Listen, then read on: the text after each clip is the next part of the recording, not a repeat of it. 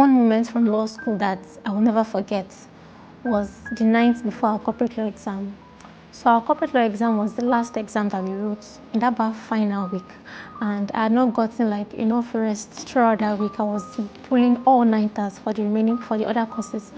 And then it happened that on that night I tried to read, but it felt like my brain was experiencing a shutdown.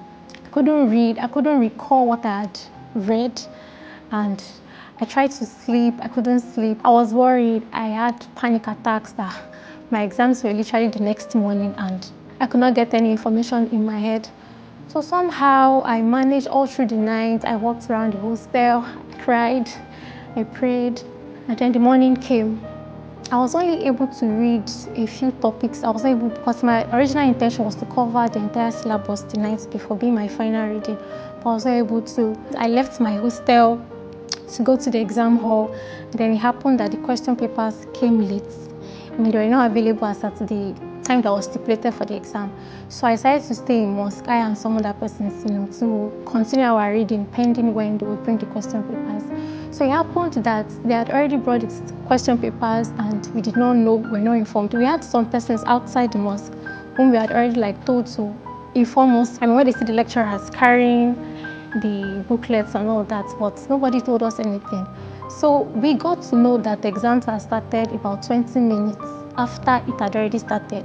And then we rushed to the hall. At the entrance, the vigilators were there, and to punish us, they stopped us outside. I mean, they did not allow us in. They were like, oh, where have you guys been and all that. So we stayed there for a few minutes before we were allowed to enter into the hall.